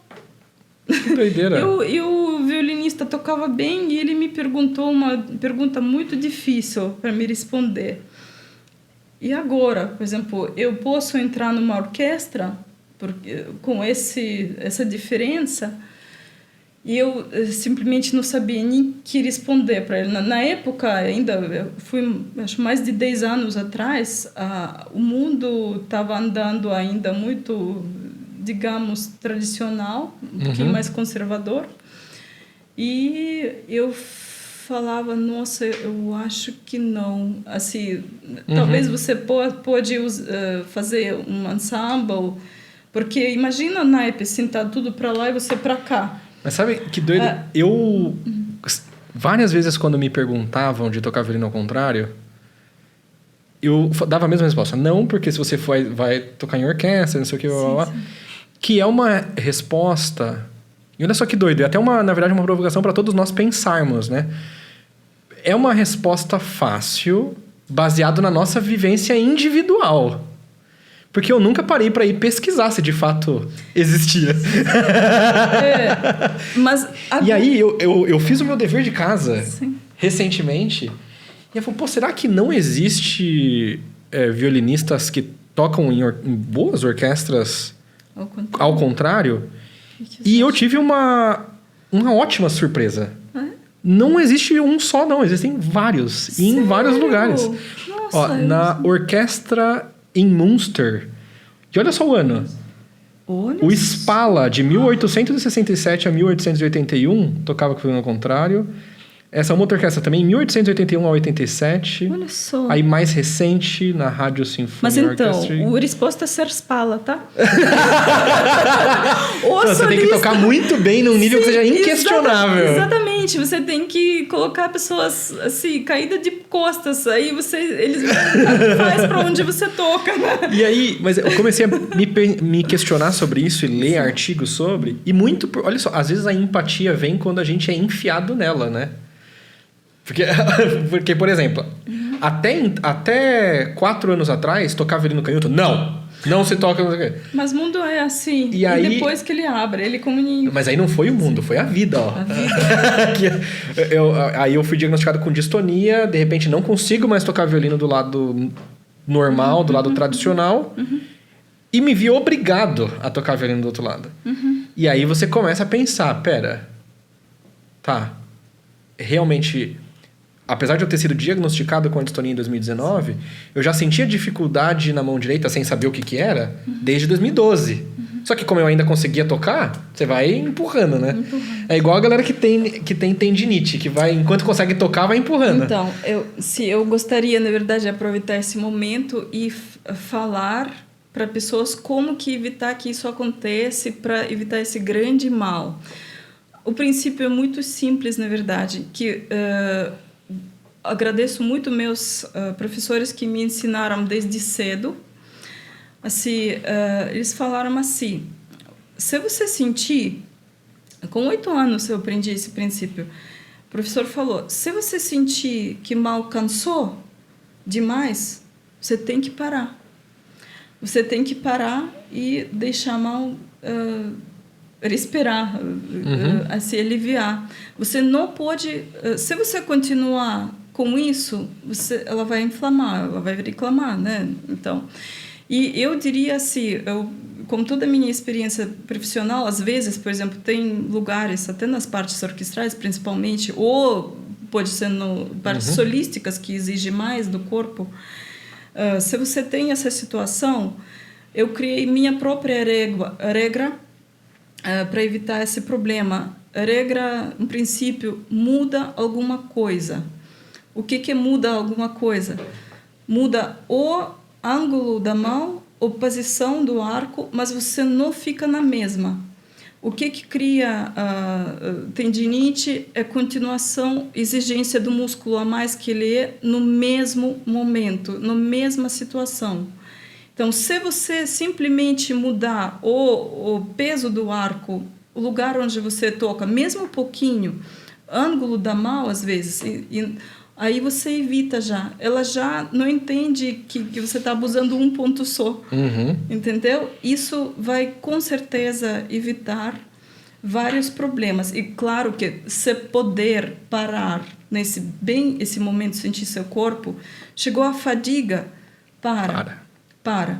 Então, na verdade, os grandes professores de educação física que ensina também atletas, mas às vezes precisa chegar à fadiga, porque senão você não desenvolve técnica, ou vai ficar muito devagar. Mas chegou, para. É a mesma coisa que você faz na academia. Você está puxando lá o ferro. Exatamente. Na hora que o músculo não vai mais, não vai mais.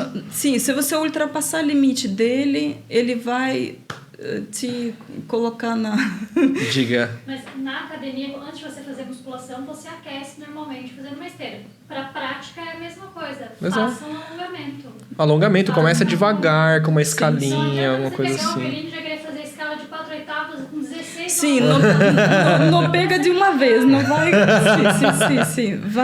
Vai desenvolver os... E aí, mas eu digo da questão da empatia que eu fui forçado, porque eu não olharia das possibilidades de tocar do outro lado se eu não fosse obrigado a tocar do outro lado. Por outras ocasiões, né?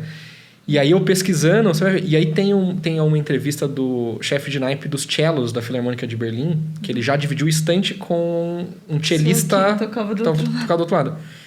E ele pegou e falou, ó, ele fala, vou parafrasear mais ou menos o que ele falou, ele fala, eu não sei sobre as outras orquestras, mas onde eu toco, a gente contrata sobre qualidade musical. Diz tudo.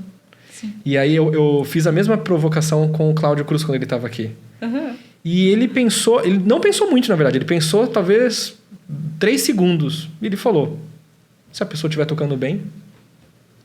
Cláudio, então... Eu acho que também mundo agora, como a gente tem essa onda de mudanças que a gente está mudando na humanidade mais inclusiva, mas eu acho que isso agora bem assunto de levantar, de ser diferente não é mais problema. Se a pessoa estiver fazendo o trabalho que tem que fazer... Sim, se ela faz bem, porque e daí? Diferente. Somos todos diferentes. Né? E aí tem dessas orquestras, né? Tem um músico que pega e fala, não, porque ele vai... Tem um site que ele vai destrinchando os argumentos que geralmente usam, né? Porque vai destoar na orquestra. E aí o cara pega e fala, realmente, nas nossas pesquisas, quando a gente pergunta para o público... 70% nem percebe que tinha um instrumento contrário. Essa é a primeira coisa. Sim. Os que percebem se acostumam nos primeiros minutos. Importante resultado sonoro. Assim como você vai na orquestra, assim, claro, é num grau menor, né? Não tá do outro lado. Mas você vai na orquestra, tem gente tocando com violino alto, cotovelo alto, tem gente tocando assim, tem gente tocando assim, tem gente tocando assim. Tem gente alto, gente baixo, gente... E agora ainda, eu acho que foi quase choque para mim, quando eu pesquisei um repertório, na verdade tem um concerto que eu gostei muito, que Clarice Assad escreveu para violino. Eu estava pesquisando performances que já tem para conhecer a música, e num dos casos tem um violinista que está tocando, ele não tem essa parte da mão. Adrian Anatawan é o nome dele. Tá tocando muito bem. Eu fiquei assim com boca aberta assistindo, gente, como pode? Esse menino, o arco, a gente sempre ensina, arco tem que ser reto. Ele não consegue fazer arco reto, mas porque ele só consegue, tem o braço, não tem o antebraço. Mas mesmo ele consegue tirar som, porque som vem da concepção da alma e da concepção estética de som. Então, mesmo com todas as dificuldades, ele consegue tirar som bonito e expressivo. Ele é muito expressivo, eu achei. Gente, eu fiquei assim, E tem ele tocando... Você já viu ele tocando um repertório assim avançadíssimo.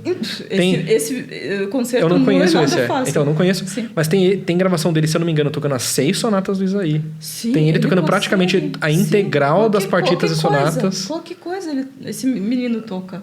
E ele é... Se eu não me engano, eu posso estar enganado, pesquisem. Não confiem em tudo que vocês escutam na internet. Essa é boa. Mas ele é... Ou ele é chefe, ou ele trabalha em um departamento na Universidade de Harvard de adaptação de instrumentos. Entendi. Aliás, vocês sabem que o meu último professor, Mikhail Gazdiner, ele era aluno do Davi Oistrach. Ele dava aula no Conservatório de Moscou, no Instituto de Gniesin, e também instituto para pessoas especiais com deficiência. Uhum. Olha que interessante. Primeira vez que eu tinha essa experiência de saber que, se possível, tocar instrumentos com deficiência. Ele dava... A maioria das pessoas que ele dava aula eram cegos.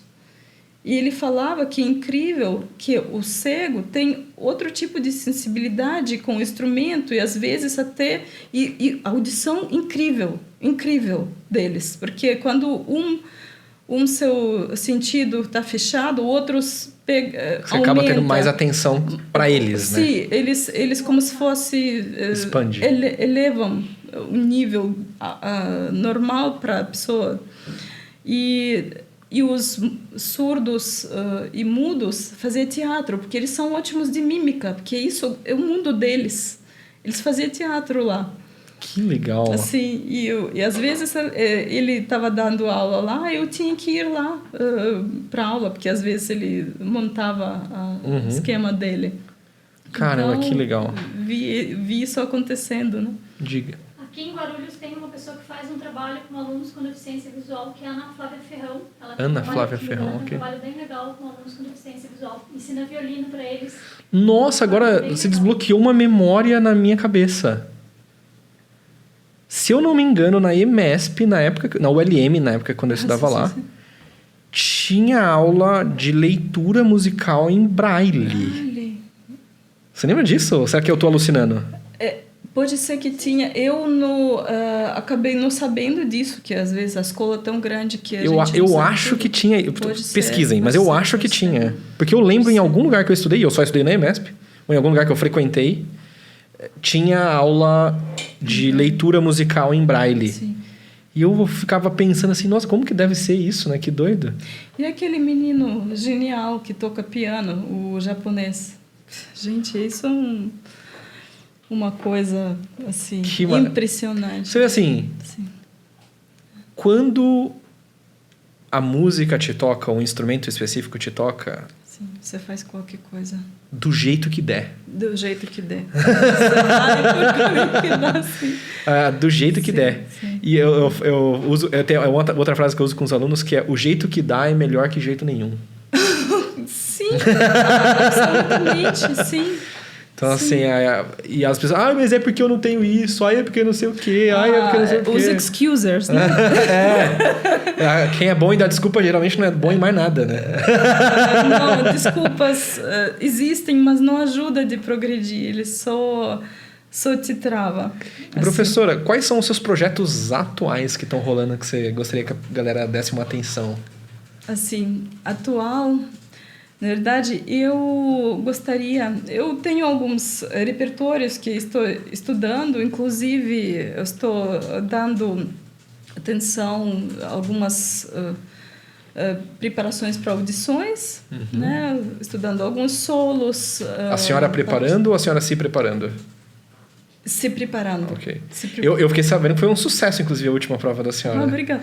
Aliás, voltando, você perguntou o que achei que deu muito certo e eu acabei não respondendo, na verdade. E, na minha opinião, nessa última audição que aconteceu em março, eu consegui tocar o terceiro de Mozart, que eu toco normalmente nas audições. Ele ganhou uma estabilidade e vamos dizer, algum tipo de... Ele deu um passo para cima, para mim, muito grande, que eu consegui não errar. Assim, praticamente não errei nada. Assim, talvez algumas coisinhas eu poderia melhorar, algumas ainda, com certeza, sempre tem espaço, mas eu fiquei muito satisfeita como ele foi. Foi lindo. Assim, conhecemos pessoas que estavam lá. Sério? Aliás, recebi alguns cumprimentos de colegas. Você estava lá? Eu estava lá. Nossa, então, aí eu... Mas assim, o pior pessoa para agradar sou eu. Sempre. E se você se agradou, então tá... Sim, é muito difícil de eu me agradar. Então, essa vez, nas excertos, eu não gostei, certas zerei algumas coisas, eu fiquei insatisfeita com mas... Com Mozart, eu fiquei muito satisfeita. Eu falei, gente, foi com Mozart, ou seja, só com a coisa mais... Tocar Mozart, pra galera que não tá nesse nível ainda, é tipo você tocar pelado. É bem isso. É um balé, você toca sempre na pontinha de pé. Assim, Mas agora, pra quem tá ouvindo e não tá entendendo nada, que prova foi essa? Que prova? Fui para categoria da USESP, para a primeira categoria. Assim, acabei não ganhando essa prova, mas cada prova que você faz, ganhou, não ganhou, é um passo para frente. Você também, para ganhar uma prova, você tem que fazer muitas provas.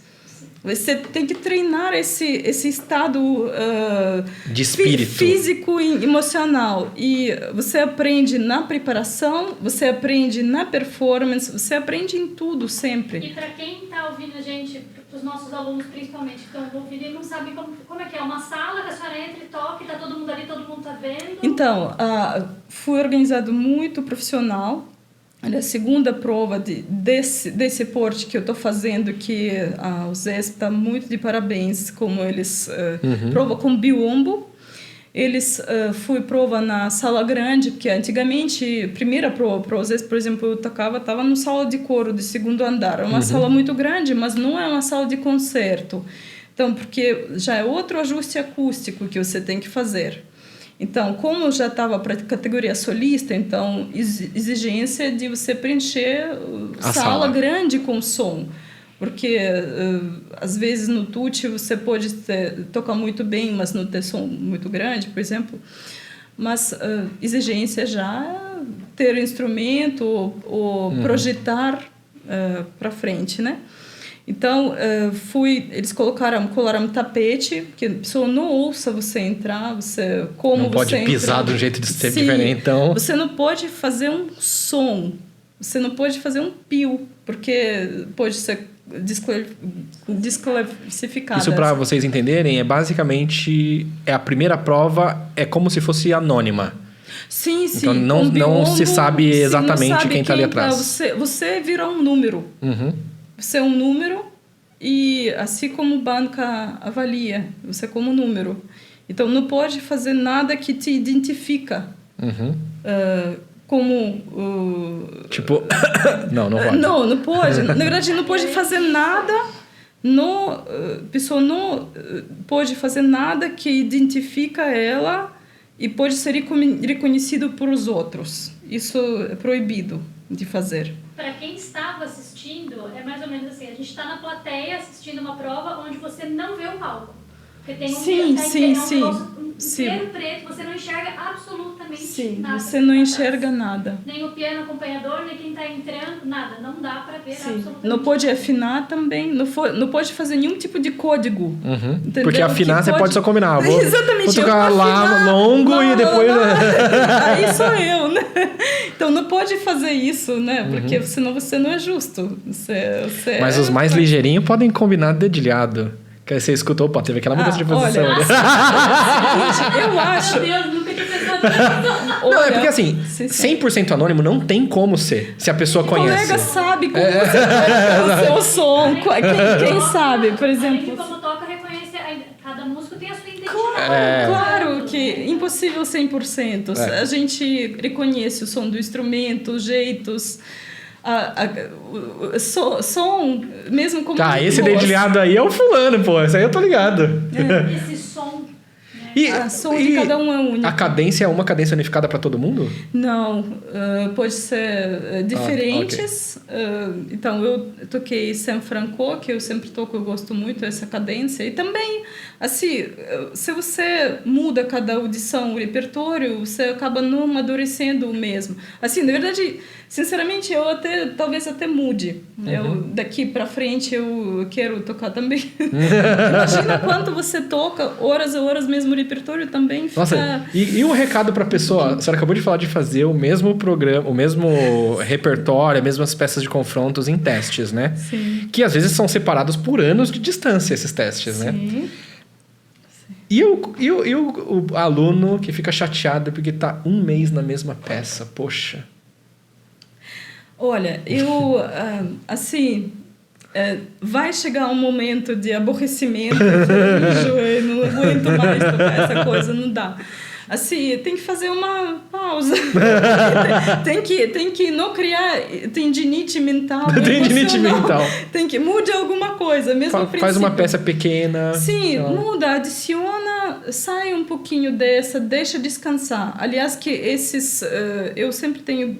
princípio que depois eu deixo descansar e eu volto, e às vezes você volta com certas visões diferentes dessa peça, ou mudanças que você não enxergava antes. Isso muito especialmente bem. Em níveis avançados, tá? Sim, muito bem. Você tocou, eles têm como se fosse escadinha, você tocou mesmo o repertório. Por exemplo, eu toquei Mozart já, não sei...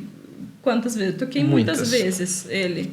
E preparei. E cada vez eu senti que eu faço mudanças, eu altero arcos dedilhado, às vezes eu vejo como se fosse a primeira vez. Mas só que eu já toquei, então a minha memória já cria uma estabilidade com esse repertório. Ele entra mais em você. Mas também, dando esse espaço de amadurecimento, ele não te enjoa.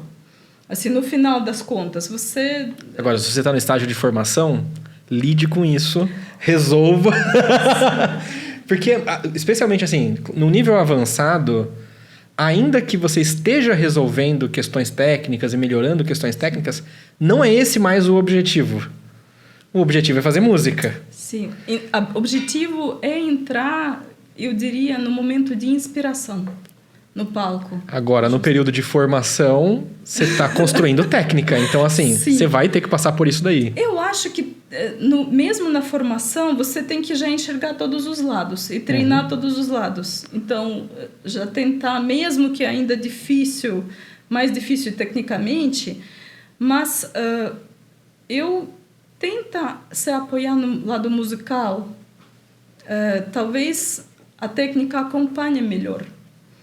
Lembrar que a técnica é um meio para um fim e não o fim exatamente, em si. Exatamente. Deixa que ela sirva um objetivo maior e não seja um objetivo.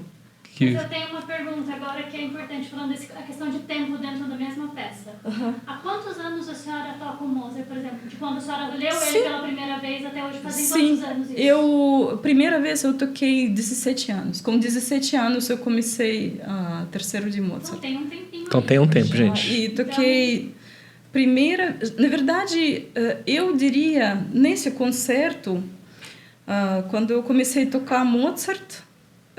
isso não foi meu primeiro Mozart, já toquei sonata antes.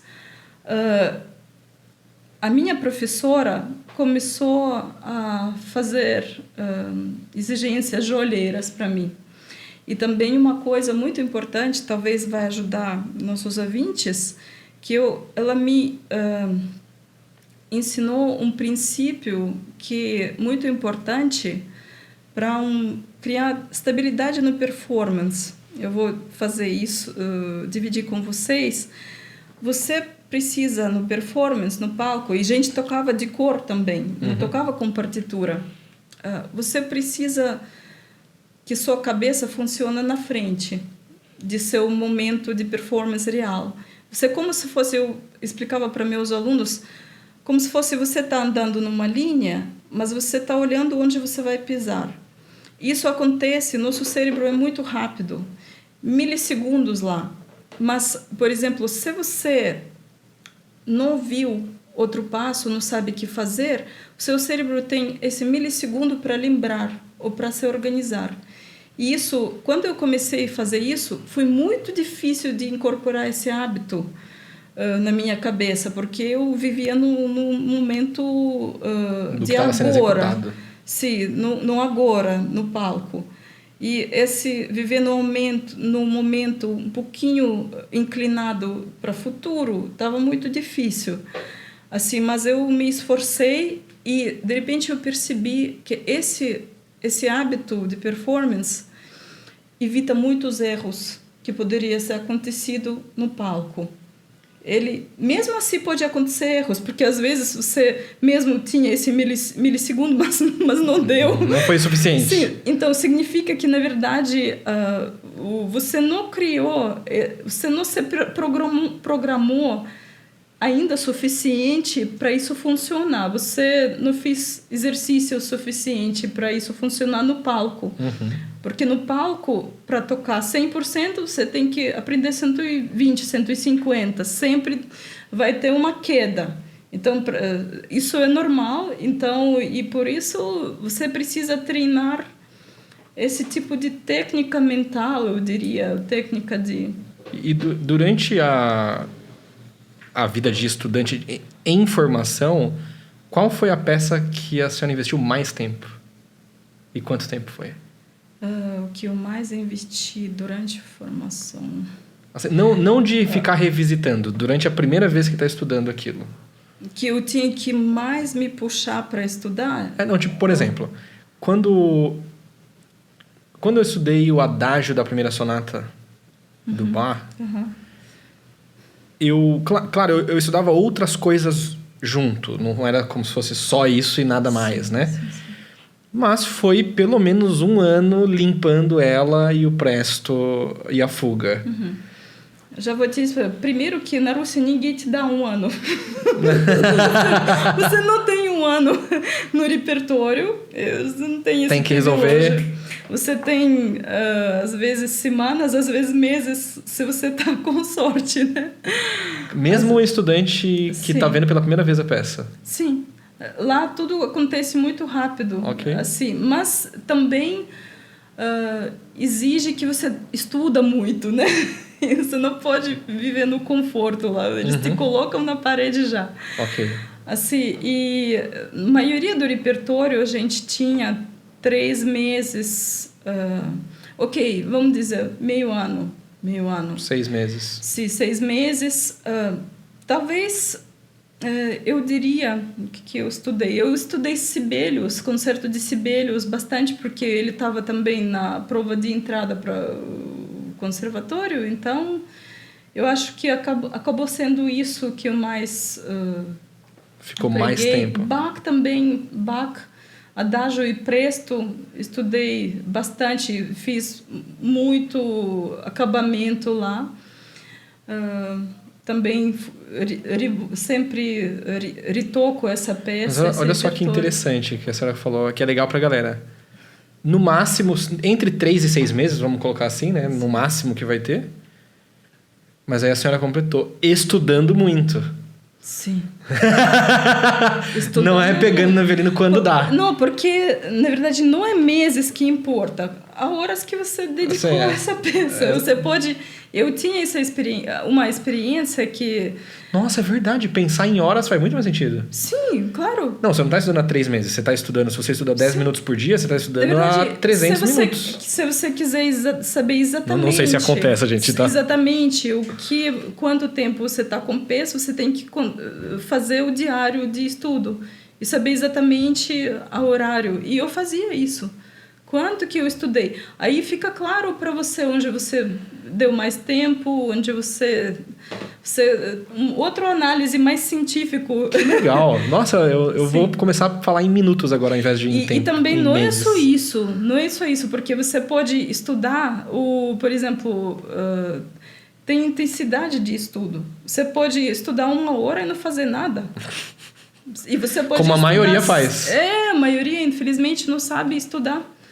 E isso também é uma aprendizagem que, às vezes, infelizmente, até poucas pessoas ensinam. ou a pessoa aprende sozinha, tem essa consciência de como que estudar. Eu acho que a melhor dica, você tem que ter objetivo claro para você, o que você faz e como você quer fazer. E talvez até vários jeitos que você pode experimentar, porque se um jeito não funciona, você tem que analisar. Talvez ainda não fui suficiente vezes que eu fiz isso para funcionar, ou talvez isso não é meu jeito, mas assim, se no longo prazo não funciona, mude alguma coisa.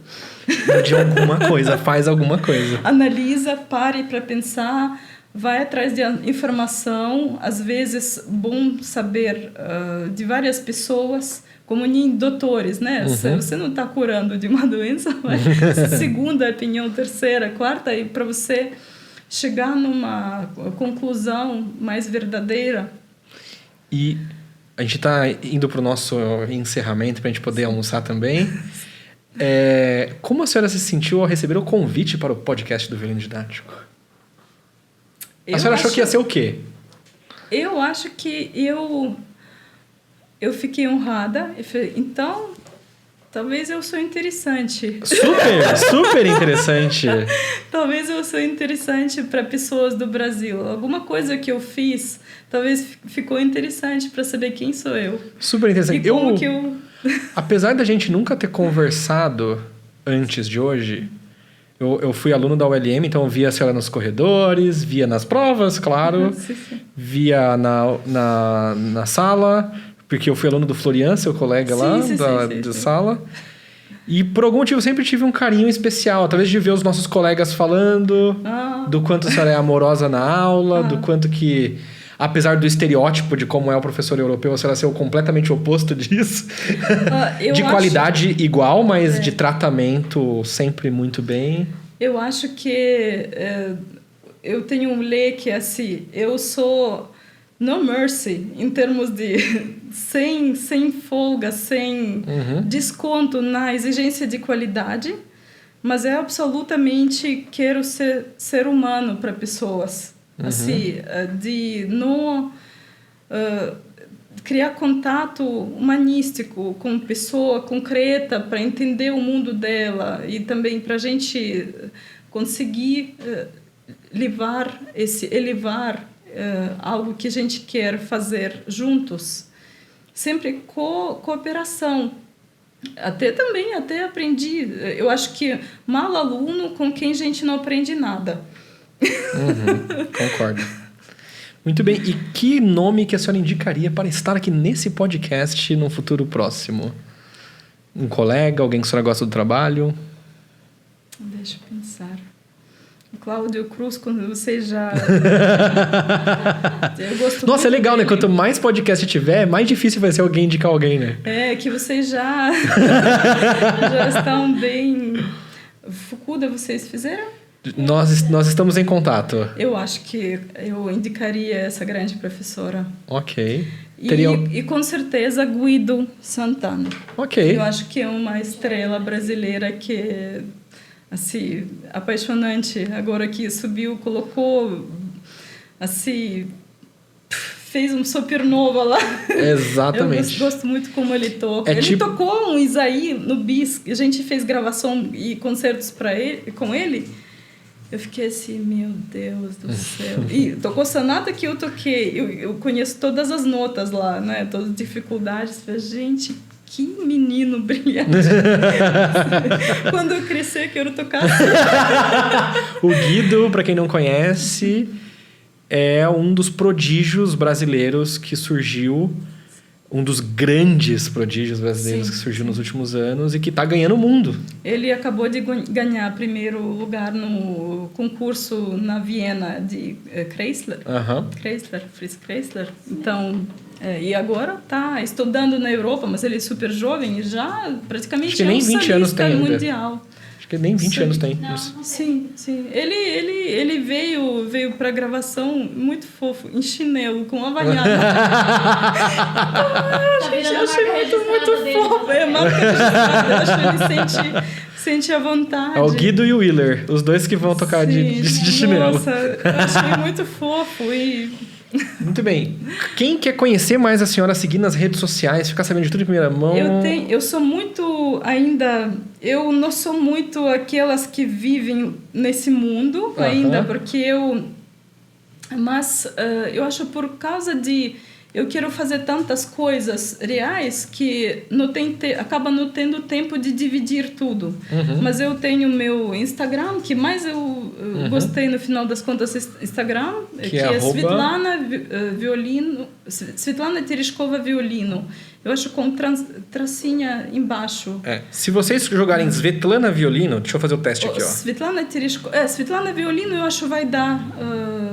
no canal tem o Facebook também. Ó, é Svetlana _ Tereshkova _ Violino. Isso. No Facebook, eu acho só pesquisar meu nome ou colocar violino que aparece. Eu tenho página de Art String Quartet, que tem também... eu posto lá alguns vídeos dos concertos que fizemos em conjunto. Também eu estou desenvolvendo meu site. Legal. Um pouquinho devagar, porque é por falta de tempo que eu estou fazendo muita coisa. O Instagram do quarteto é art _ string _ quartet. Então, dei uma olhada lá. E da professora Svetlana _ Tereshkova _ Violino. Isso para quem está ouvindo, por favor.